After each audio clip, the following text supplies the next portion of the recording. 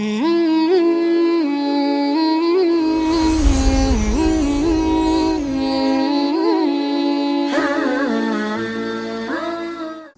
علیکم.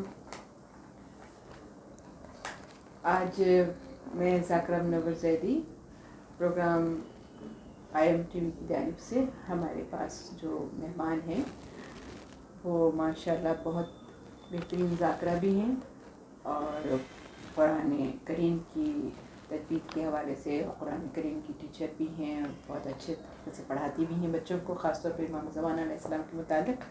تو آئیے ہم آپ کا تعارف ان سے کراتے ہیں. یہ ہیں ذاکرہ سمیرہ حیدر. السلام علیکم. وعلیکم السلام. وعلیکم السلام. آپ سے امام زمانہ علیہ السلام کے متعلق کچھ سوالات چاہتے ہیں. امید ہے کہ آپ جوابات دینا پسند فرمائیں گے. بالکل ضرور، یہ میری سعادت ہے کہ میں اس پر بات کروں. میرا پہلا سوال یہ ہے کہ قیامت سے پہلے ایک عظیم خبر کے بارے میں خبر دی گئی ہے، تو یہ کیا خبر ہے اور کس سورے میں ہے؟ بسم اللہ الرحمن الرحیم. دیکھیے، جیسے آج کل کے حالات چل رہے ہیں اور کیونکہ امام زمانہ علیہ السلام کے حوالے سے یہ پروگرام ہے تو یہ ایک بہترین موقع ہے. آج سے چند سال پہلے، 10 سال 15 سال پہلے امام زمانہ کے حوالے سے نہ تو ٹاک شوز پہ بات ہوتی تھی اور نہ ہی لوگوں کے درمیان اتنی گفتگو ہوتی تھی. میڈیا پر بھی نہیں ہے. میڈیا پہ بھی اتنی کوئی گفتگو نہیں ہوتی تھی. لیکن یہ اس ذکر کا زد عام ہونا اس بات کی علامت ہے کہ مخلوق کی آواز کو نکارہ خدا سمجھو کہ ہے کوئی جو آنے والا ہے. لوگ قیامت کا تذکرہ کر رہے ہیں، لیکن قیامت سے پہلے آپ کا سوال بہت اچھا تھا کہ ایک عظیم خبر کے بارے میں. تو سورہ نبا میں اللہ تعالیٰ نے اس عظیم خبر کے بارے میں بیان کیا ہے اور روایات بیان کرتی ہیں، معصومین ارشاد فرماتے ہیں کہ یہ عظیم خبر مولا کائنات کی خبر ہے جو غدیر کے میدان میں رسول اللہ نے اعلان کیا تھا. من کنت مولاہ فاز علی مولا. صحیح بخاری، صحیح مسلم میں یہ ہماری اہل سنت بھائیوں کی کتابیں ہیں جس میں صاف لکھا ہے کہ رسول اکرم نے ارشاد فرمایا کہ میرے بعد 12 خلیفہ آئیں گے. تو پہلا خلیفہ عظیم خبر مولا علی تھے، اس کی کڑی آخری امام زمانہ علیہ السلام ہے. یہ اس عظیم خبر کا آخری حصہ ہے. سبحان اللہ. امام کی نشانیوں کے بارے میں کیا رائے ہے کہ منتظر کون ہے؟ امام کی نشانیوں کے بارے میں یہ ایک سوال ہے جس کا میں بتا دوں کہ روایات یہ بتاتی ہیں کہ روایات بھی اور دوسرا اب جو ہمارے علماء کی سٹڈی اور جو تجزیے ہیں وہ یہ کہہ رہے ہیں کہ پچھلے کچھ سالوں میں ایک وقت ایسا آتا تھا کہ 50 سال بعد 70 سال بعد کوئی ایک نشانی جا کے پوری ہوتی تھی. لیکن پچھلے ایک سال میں 80-90% نشانیاں مکمل ہو چکی ہیں. اچھا، اب کچھ روایتوں میں یہ ہے کہ لوگوں کو فقط نشانیوں کے بارے میں نہ بتایا جائے، کیونکہ فقط اگر صرف نشانیوں کے بارے میں بتایا جائے تو یہ لوگوں کے لیے زہر قاتل کی طرح ہے کہ لوگ فقط صرف مطلب یہی کہیں کہ ابھی تو یہ نشانی پوری ہونی ہے، یہ نشانی پوری ہونی ہے، ابھی تو بہت ٹائم ہے. اصل حقیقی منتظر وہ ہے جو اس بات کو سمجھے کہ نہیں، امام آنے والے ہیں اور امام کے آنے کی تیاری کریں. اصل حقیقی منتظر کون ہے کہ جس کے بارے میں خود امام نے شیخ مفید کو اپنے خط میں لکھ کر بتا دیا تھا کہ ہمارا اصل منتظر وہ ہے کہ جو ہر وہ کام کرے جس سے ہم خوش ہوں اور ہر اس چیز سے دور ہو جائے جس سے ہم ناراض ہوں، یعنی ہماری ناراضگی کا باعث بنے. دوسرا امام نے خود ارشاد فرمایا شیخ مفید کو جو خط لکھا تھا کہ ہمارا ظہور اچانک ہوگا اور اس کے بعد توبہ کا کوئی موقع نہیں ملے گا. اچھا، میں آج کل کے حوالے سے، کیونکہ ہمارے قائم ٹی وی کا بھی موضوع بھی ہے، تو میں اس حوالے سے آپ سے سوال کرنا چاہ رہی ہوں کہ جو آج کل کرونا میں پوری دنیا بند ہوئی ہوئی ہے، لاک ڈاؤن ہوا ہوا ہے، مطلب ہر چیز رکی ہوئی ہے، مطلب ہوائی جہاز رکے ہوئے ہیں، دنیا کا کاروبار رکا ہوا ہے اور ہر شخص جو ہے وہ گھروں میں بند ہو کر رہ گیا. تو اور عالم یہی ہے کہ بھائی سے ڈر رہا ہے، باہر جانے سے دوستوں سے ہاتھ ملایا نہیں جاتا. سب سے بڑی بات یہ کہ خانہ کعبہ بند ہے. سب سے بڑی بات یہ کہ روزہ رسول ویران پڑا ہوا ہے. تو ان تمام نشانیاں اور ان تمام باتیں جو ہیں یہ امام زمانہ کا ہمیں کچھ سگنلز دے رہی ہیں یا ہمیں اس کے بارے میں کیا تیاری کرنی چاہیے کہ ہم اگر اس وقت میں امام تشریف لے آئیں؟ جیسے کہ میڈیا بھی بہت ساری باتیں کر رہا ہے کہ میں نے 18 سال پرانی سرار احمد کی بھی ایک اقتباس سنا ان کا بھی، تو انہوں نے کہا کہ امام کا تو ظہور ہو چکا ہے، جیسے کہ انہوں نے کہا کہ ظہور ہو چکا ہے، بس یہ ہے کہ ہماری نگاہیں شاید ان کو دیکھنے سے قاصر ہیں۔ لیکن آپ یہ بتائیے کہ پھر کیا ایسی تیاری کی جائے کہ جس سے ہم اگر آج امام اعلان کر دیں تو ہم اپنے امام کا لبیک کہنے والوں میں پہلے دستے میں شامل ہونے کے قابل ہو جائیں؟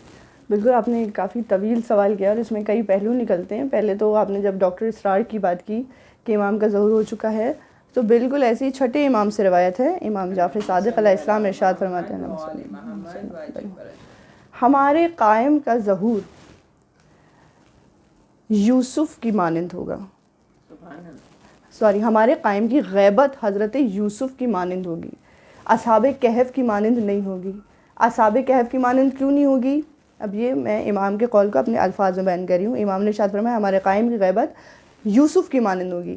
اصحاب کہف کی مانند کیوں نہیں ہوگی؟ اس لیے کہ اصحاب کہف کا دنیا سے کوئی رابطہ نہیں ہے، جبکہ حضرت یوسف علیہ السلام دنیا میں موجود بھی تھے اور امور دنیا کو انجام بھی دے رہے تھے، بھرپور طریقے سے نعمتائے دنیا کو محسوس بھی کر رہے تھے، استعمال بھی کر رہے تھے، اور عوام الناس کے لیے فائدہ مند بھی تھے، سارے کام امور دے رہے تھے، لیکن اپنے بھائیوں اور اپنے باپ سے غیبت میں بھی تھے۔ ان کو یہ تک نہیں معلوم تھا بھائیوں کو کہ زندہ بچا بھی ہے کہ نہیں بچا۔ تو امام ارشاد فرما رہے ہیں کہ ہمارا قائم بالکل یوسف کی غیبت کی مانند ہوگا، سب کچھ کرے گا لیکن دنیا کی نظروں سے اوجھل ہوگا۔ دوسرا یہ منتظر امام اس وقت کرنٹین میں جو لوگ ہیں کہ بڑی خوبصورت بات کی تھی ایک محترمہ نے مجھ سے یہ بات کی تھی کہ کیونکہ ہم رسول کی امت میں سے خوش نصیب ہیں، بے شک قوم ہود پر جیسے عذاب آیا ہم اس سے بری ہیں بواسطہ رسول اکرم کے۔ یہ ہمارے لیے مہلت ہے اور تیاری، جیسے قرآن کی آیت ہے فَإِنَّ مَعَ الْعُسْرِ يُسْرًا إِنَّ مَعَ الْعُسْرِ يُسْرًا، ہر مشکل کے ساتھ آسانی ہے۔ یہ جو مشکل آئی ہے اس کے ساتھ آسانی ہے، یہ اللہ کی مہلت ہے جو ہمیں ملی ہے۔ جیسے کہ آیت اللہ ارشاد فرماتے ہیں کہ رسول اکرم نے ارشاد فرمایا کہ قرآن میں سے اس وقت جو ہمیں کیا کرنا چاہیے، قرآن میں سے رسول اللہ ارشاد فرماتے ہیں کہ میرے جز کو پڑھو۔ لوگوں نے پوچھا یا رسول اللہ کہ میرا جز کون ہے، آپ کا جز کون ہے، کہ قرآن میں کون سا حصہ ہے جو آپ کا جز ہے؟ ویسے تو پورا قرآن ہی پڑھنے کی بہت فضیلت ہے، لیکن خاص طور پر رسول اللہ نے ہدایت کی کہ میرے جز کو ضرور پڑھو۔ کہا وہ کیا؟ کہا سورہ محمد سے لے کے اللہم صلی علی محمد اور والناس تک، یہ 25ویں پارے سے شروع ہوتا ہے اور آخری یعنی آخر کے 5 پارے۔ اب اس میں اگر میں کہوں یہ میری ایڈٹ ہے کہ یہ بھی 5 ہے، آخر کے 5 پارے، اور جس کا اس نے کہا کہ اس کو پڑھو، اور مختلف علماء نے تو کہا کہ حفظ کرو، لیکن جو لوگ حفظ نہیں کر سکتے وہ پڑھیں اور اس کے ترجمے پہ غور کریں۔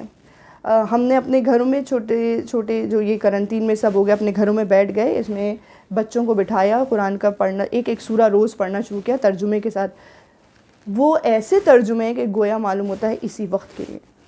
اچھا، میں تو بلکہ یہ جو اس وقت جو کرونا ہے، میں تو اپنے گھر میں حساب خود لگا رہی تھی، اب پتہ نہیں میرا کہاں تک بات صحیح ہے درست، لیکن ایسا لگ رہا ہے کہ دیکھیں اس میں 5 ہاتھوں کو دھونا ہے، مطلب اپنے 5 انگلیوں کو دھونا ہے، اور 14 دن آپ نے اس میں رہنا ہے، کرنٹین میں رہنا ہے، اور 5 اور 14 کا حساب یہاں پر بھی موجود ہے، تو 5 اور 14 سے تو یہ بھی ہٹا ہوا نہیں ہے، تو پتہ یہ چل رہا ہے کہ ہم نے 5 اور 14 کی شاید زمانے نے تعظیم نہیں کی، جس کی وجہ سے یہ بھگت رہے ہیں۔ تو اب بھی 5 اور 14 کی تعظیم کرنا شروع کر دیں تو شاید اس مصیبت سے نجات مل جائے گی۔ جیسے کربلا میں دیکھ لیں، انہوں نے 5 اور 14 کی تعظیم کی تو کربلا مکمل طور سے کرونا فری ہو گیا۔ ماشاءاللہ، بالکل۔ میں ایک سوال اور آپ سے ضرور کروں گی کہ امام کے نام پر کھڑے ہونے کا حکم کیوں ہے؟ دیکھیں، آیت اللہ تعلقانی نے ارشاد فرمایا کہ اگر ہم صرف یہ دیکھیں کہ تعظیمی طور پر امام کے نام پر کھڑے ہونے کا حکم ہے تو پھر تو 14 معصومین ہیں اور سب سے بڑے رتبے پہ رسول اکرم ہے، تو پھر تو ہر معصوم کے لیے کھڑا ہونا چاہیے، لیکن ایسا ہے نہیں۔ لیکن امام کے نام پہ کھڑے ہونے کے حکم کی جو ایک لاجک انہوں نے بیان کی ہے، تو آیت اللہ تعلقانی کہتے ہیں کہ امام کے نام پر کھڑے ہونے کو اس لیے کہا گیا ہے کہ جب امام کا نام آئے اور نام آنے پہ جو شخص کھڑا ہوتا ہے وہ اس بات کی دلیل ہے کہ وہ امام کے قیام کے لیے کھڑا ہے اور اپنی جان، مال، عزت، آبرو سب کچھ قربان کرنے کے لیے کھڑا ہے۔ یہی وجہ ہے کہ جب 8ویں امام سے بھی روایت ہے کہ جب 8ویں امام کا نام آتا تھا تو کھڑے ہو جایا کرتے تھے اور اللہ سے دعا کرتے تھے کہ پروردگار ان کے ظہور کو جلد کر اور ہمارے لیے ان کا ظہور آسان کر۔ اچھا، کیا امام ہمیں یاد رکھتے؟ بالکل، ایک روایت کے مطابق ایک پاکستانی ہی زائر، ہمارے ملک کا پاکستانی زائر مشہد گیا ہے اور 8ویں امام کے روزے پہ زیارت کے لیے گئے، اور جب زیارت کے لیے گئے تو ان کو وہاں پر امام کی زیارت ہوئی اور وہ امام کو پہچانے اور انہوں نے امام سے گفتگو کی اور امام سے کہا کہ مولا کیا ہم آپ کو یاد ہوتے ہیں؟ تو امام نے اس کے جواب میں ایک جملہ کہا، جو جملہ اس وقت اس کو زائر کو سمجھ میں نہیں آیا، اور وہ زائر واپس پلٹ کر علماء کے پاس آیا اور کہنے لگا کہ امام نے جو جملہ کہا ہے وہ مجھے سمجھ نہیں آیا۔ تو اس جملے کو جب انہوں نے ترجمہ کیا تو اس زائر کو یہ بتایا کہ امام تم سے یہ کہنا چاہ رہے تھے جب تم نے یہ سوال کیا کہ کیا آپ ہمیں یاد رکھتے ہیں، تو امام نے کہا ہاں، ہم ہر شخص کو فرداً یاد رکھتے ہیں، ہر شخص کو، مطلب ہم بھی اگر بیٹھے ہوئے ہیں تو امام ہمارے آباء و اجداد تک سے واقف ہیں۔ کیونکہ یہ ایک تھا کہ پوچھا کہ مولا جب ہم بیمار ہوتے ہیں تو ہم دعا کرتے ہیں تو کیا ہماری دعائیں آپ تک پہنچتی ہیں؟ تو مولا نے کہا میرا مومن چاہے مشرق میں ہو چاہے مغرب میں، کیونکہ میں امام مبین ہوں، تو چاہے مشرق میں ہو چاہے مغرب میں ہو، یا شمال میں ہو یا جنوب میں ہو، کہیں بھی ہو، وہ اگر بیمار ہوتا ہے اور ہم سے دعا کرتا ہے تو ہم اس کے لیے دعا کرتے ہیں، اس کے حق میں دعا کرتے ہیں، اس کی شفا کے لیے دعا کرتے ہیں۔ یہ جس مقصد کے لیے وہ دعا کرتا ہے ہم اس کے لیے دعا ضرور کرتے ہیں، اگر وہ ہم سے توسل کرتا ہے، اور نہیں بھی کرتا تب بھی ہم اس کے لیے دعا کو رہتے ہیں۔ دجال کے پاس فتنوں میں پھنسنے والے کس طرح پھنسیں گے؟ کیونکہ دجال کی جب آمد ہوگی تو دجال کے تو ایک ہاتھ میں سنا ہے کہ جنت اور ایک ہاتھ میں دوزخ، تو جو دجال کے فتنوں میں کس طرح سے لوگ پھنسیں گے، جبکہ جانتے بھی ہوں گے کہ دجال ہے؟ دجال کے پاس جو سب سے بڑا فتنہ ہوگا، روایت میں یہ لکھا ہے، وہ ہے میوزک اور موسیقی۔ روایتوں میں یہاں تک آیا ہے کہ اس فتنے میں اچھے مومنین بھی پھنس جائیں گے، اور وہ موسیقی سے اپنی طرف لوگوں کو اٹریکٹ کرے گا اور وہ اس وقت اس کے جال میں پھنسیں گے، اور پھنسنے کے بعد یقیناً وہ نعوذ باللہ، اللہ ہمیں اس کی شر سے محفوظ رکھے، اور وہ اس باطل سمت کی طرف جائیں گے، اور اس سے بچے گا فقط وہی شخص جو دنیا میں اپنی نارمل لائف میں گانے نہیں سنتا ہوگا، موسیقی سے دور ہوگا، وہ شخص دجال کے فتنے سے بچے گا۔ اس کے بچاؤ کے لیے بھی رسول اللہ نے ارشاد فرمایا ہے، اس وقت رسول اللہ نے ہم مسلمین کے لیے یہ طریقہ بتا دیا تھا کہ اگر دجال کے فتنے سے بچنا چاہتے ہو تو یا تو دجال کی طرف رخ ہی نہ کرو، مطلب دیکھو ہی نہیں، اور اگر دیکھ بھی لیا ہے تو سورہ حمد کی تلاوت کرتے رہو مسلسل، اور سورہ حمد کی تلاوت کرتے کرتے اس کے منہ پہ جف کر دو، یعنی تھوک دو، تو تم اس کے فتنے سے محفوظ رہو گے۔ بہترین گفتگو آپ سے ہوئی اور بہت اچھا لگا آپ سے بات کر کے، اور انشاءاللہ زندگی بخیر رہی تو قائم ٹی وی کی توسط سے آپ سے دوبارہ پھر ملاقات ہوگی۔ اجازت دیں۔